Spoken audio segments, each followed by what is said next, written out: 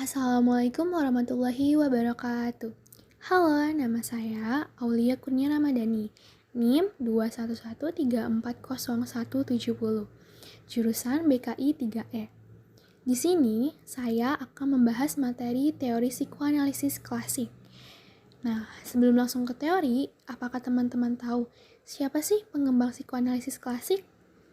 Teori psikoanalisis klasik dikembangkan oleh Sigmund Freud. Sebelum mengenal teorinya, kita kenalan dulu yuk dengan yang punya teori ini. Sigmund Freud lahir di kota kecil Freiburg, Moravia, 6 Mei 1856. Freud adalah anak yang cerdas dan selalu mendapat nilai tertinggi di kelasnya. Dia melanjutkan pendidikan ke Fakultas Kedokteran di Universitas Wina tahun 1881. Semasa kuliah, dia terlibat dalam berbagai penelitian di bawah arahan profesor fisiologis bernama Brücke. Freud adalah seorang yang sangat teliti dalam melakukan riset, di mana fokus utamanya adalah dia pernah mencoba menciptakan teknik khusus untuk merangsang sel otak. Freud juga seorang penulis yang sangat produktif, menerbitkan lebih dari 320 buku, artikel, dan esai. Dari sekian banyak karyanya, Freud menjelaskan The Interpretation of Dreams sebagai favorit pribadinya. Juga memiliki kontribusi paling signifikan untuk memahami pemikiran manusia. Buku tersebut merupakan buku yang berisi dasar-dasar teori dan ide yang membentuk psikoanalisis pada tahun 1902. Pengertian teori psikoanalisis klasik. Teori psikoanalisis klasik dikembangkan oleh seorang neurologi dari Wina, Sigmund Freud, pada awal tahun 1890-an.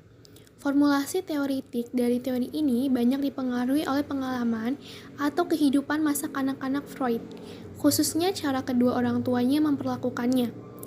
Teorinya tentang kompleks Oedipus misalnya, dipengaruhi oleh ketertarikannya bahkan mungkin minat seksualnya terhadap ibunya yang dinilainya sebagai seorang wanita yang rupawan dan lemah lembut, dan perasaan benci terhadap ayahnya yang sangat keras dalam mendidiknya. Psikoanalisis klasik merupakan suatu metode penyembuhan yang bersifat psikologis dengan cara-cara fisik. Psikoanalisis klasik jelas terkait dengan tradisi Jerman yang menyatakan bahwa pikiran adalah entitas yang aktif, dinamis, dan bergerak dengan sendirinya. Selain itu, psikoanalisis klasik tidak lahir dari penelitian akademis, sebagaimana sistem-sistem lain, namun merupakan produk konsekuensi terapan praktis klinis. Penyusunan observasi yang dilakukan Freud bertujuan untuk menyusun berbagai pendekatan-pendekatan terapi yang sangat dibutuhkan.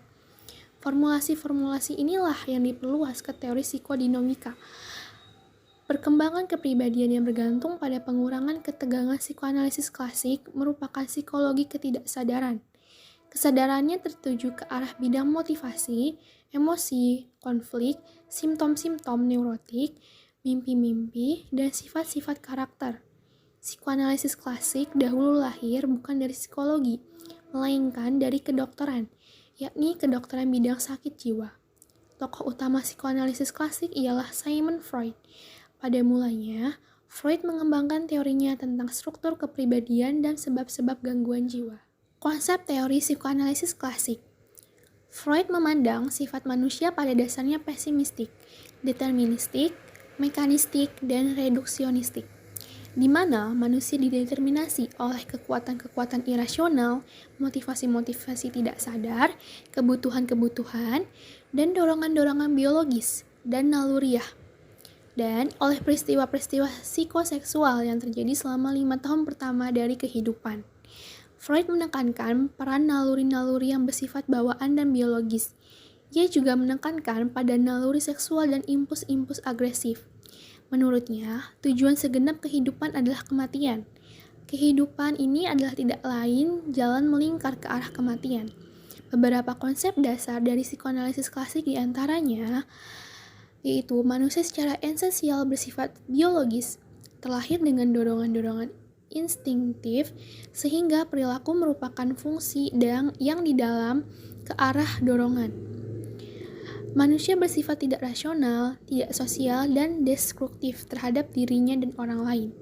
Libido mendorong manusia ke arah pencarian kesenangan, di mana manusia dideterminasi oleh kekuatan-kekuatan irasional, motivasi-motivasi tidak sadar, kebutuhan-kebutuhan, dan dorongan-dorongan biologis dan naluriah, dan oleh peristiwa-peristiwa psikoseksual yang terjadi selama 5 tahun pertama dari kehidupan. Pertama, alam sadar adalah bagian kesadaran yang memiliki fungsi mengingat, menyadari, dan merasakan sesuatu secara sadar. Alam sadar ini memiliki ruang yang terbatas dan saat individu menyadari berbagai rangsangan yang ada di sekitar kita. Kedua, alam prasadar, yaitu bagian dasar yang menyimpan ide, ingatan, dan perasaan yang berfungsi mengantarkan ide, ingatan, dan perasaan tersebut ke alam sadar jika kita berusaha mengingatnya kembali. Nah, yang ketiga, alam bawah sadar adalah bagian dari dunia kesadaran yang terbesar dan sebagian besar yang terpenting dari struktur psikis. Karena segenap pikiran dan perasaan yang dialami sepanjang hidupnya yang tidak dapat disadari lagi akan tersimpan di dalamnya. Ketidakmampuan menaruh kepercayaan pada diri sendiri dan pada orang lain.